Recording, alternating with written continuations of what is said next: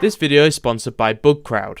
BugCrowd has tens of thousands of security researchers that have found over 65,000 vulnerabilities in over 300 organizations around the world.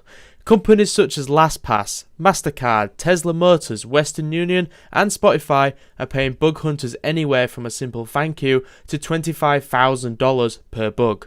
Become part of a diverse, unique bug hunting crowd and start your bug hunting career at bugcrowd.com/jacktutorials. Hey guys, welcome back to a new video tutorial. Today I'm going to be showing you how you can hack with Google. And a lot of you are going to be thinking that is a very clickbaity title. I apologise, but I didn't know what else to call it. So today we're going to be playing around with Google Docs. So if you don't know what a Google Doc is, it is a way of being able to find potential targets and stuff like that using Google. So Google isn't just a search engine. It is actually, as we probably already know, a very powerful search engine. So I'll just show you a very quick example. I've already talked about this before, but it was very, very brief. I've never done a video on it, so this is that video that I said I was going to do. So for example, if we're looking for a website that could potentially be vulnerable to SQL injection, for example, we can do something along the lines of in URL, and you can see that I've done it before, in URL index.php id equals, and press enter. So this isn't going to just search for this string. It's going to search for index.php id equals something in the URL. So you can see all of these results, they have that string in their URL. So these are all brought back from Google. So you don't necessarily have to search for a term. You can search for a specific term in a specific place, if that makes sense. And then all of these results will all be in a similar format. So index.php id equals 66, for example. And then you could go on that website and you could start looking for vulnerabilities. So that is an example of the in URL doc. So we call these Google Docs. Now that isn't the only doc you can do. There are plenty of others. For example, we have here site pastebin.com. So only search the pastebin for in the text. So that's the body of pastebin for at Gmail or at yahoo.com or at Hotmail, and the data range is colon, and then I don't know what this one is actually, but you kind of get the idea. So Google is a lot more powerful than you probably already originally thought it was. So let's just talk about what Google hacking is. This is what I found, and I'm just going to read it to you because I don't know, I haven't actually read this yet. So Google hacking is the term used when a hacker tries to find exploitable targets and sensitive data by using a search engine. The Google Hacking Database, GHDB, is a database of queries that identify sensitive data. Although Google blocks some of the better known Google hacking queries, nothing stops a hacker from crawling your site and launching the Google Hacking Database queries directly onto crawled content. So for more information on Google hacking, it can be found here. I'll leave a link to this article and the other article in the description below. So I'll show you what the Google Hacking Database is. If you go to exploit-db.com, click on the Google Hacking Database, and you're there. This is the Google Hacking Database. So like ExploitDB is, you can submit your own docs. You can also search docs for specific categories. So you've got footholds, files containing usernames, sensitive directories, web server detection, etc. And you also have these categories down here, so you can just browse all of the docs that happen to be, within this certain category. So for example, files containing usernames, files containing passwords and stuff like that. So let's just see an example of this. So if we click on error messages, so you can see there's 94 in the error messages category, and you have a table here that has all of the categories. Has all of the docs and the date that they were added. So for example, this one was added on the 16th of August 2016, and if you click on it, it'll say the exploit title, so Google Doc to discover OS warnings, the URL, so in URL index of driver.php id equals something, and the author who posted it. So if we just go ahead and click on this link, you can see Google will actually flag this message up for whatever reason. You can see my IP address is on display, so I need to obviously blank that out, so I must not forget to do that. So if I just put in the little verification here, you can see all the results are all warning messages. So if we go to page 6, they're all warning messages. These potentially could give off way more information than they probably should. So you can see there is an unknown column header in field list. SQL select new URL. So you can see we actually got a column. We actually got a field list. What's the word? Column database. I think it's database. So this is an example of the Google Docs on an actual live website. So it's giving off more information than it probably should. So let's just go to the previous here. You have another one here, which is in URL expects parameter 1 to be a resource boolean given. So we can just go ahead and click that, and we will get. This one isn't as good because it can bring up things like W3 schools, but if we open this, you can see we have a lot of errors here for this particular website.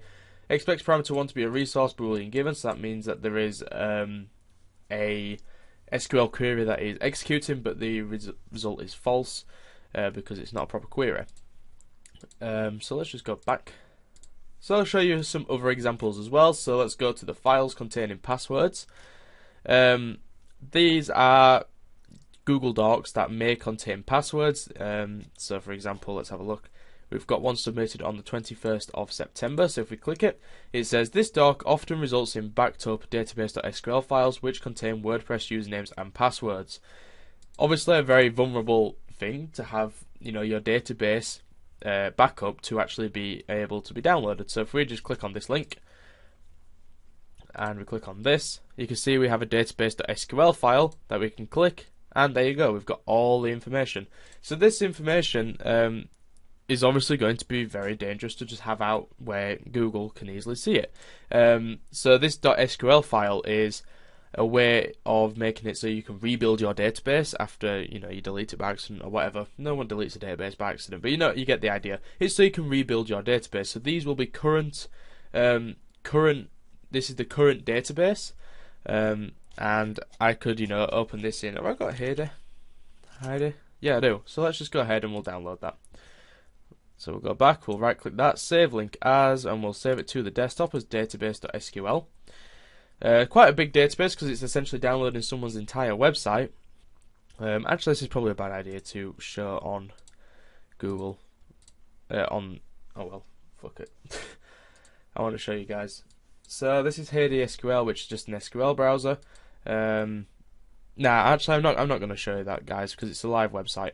It'd be silly of me to do so. So that is an example as well of a Google search.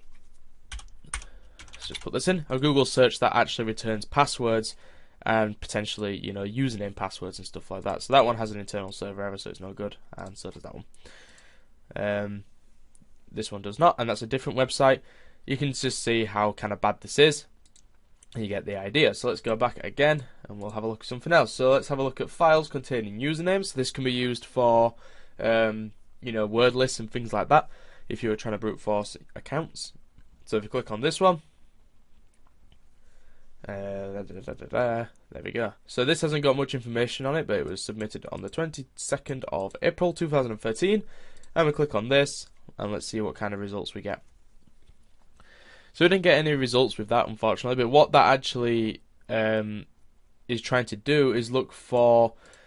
So if you remember from my it was the command remote code execution video. It's looking for anything.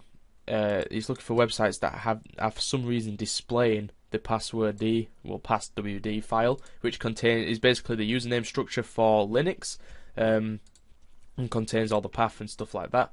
So that is probably what that one's doing, but obviously it's not working. So you need to be also aware that Google will, as you've been seeing with me, trying to block crawlers. So a lot of these tools back in the day, Google have really kind of clamped down on it, but they're not going to get rid of the functionality because it's really useful.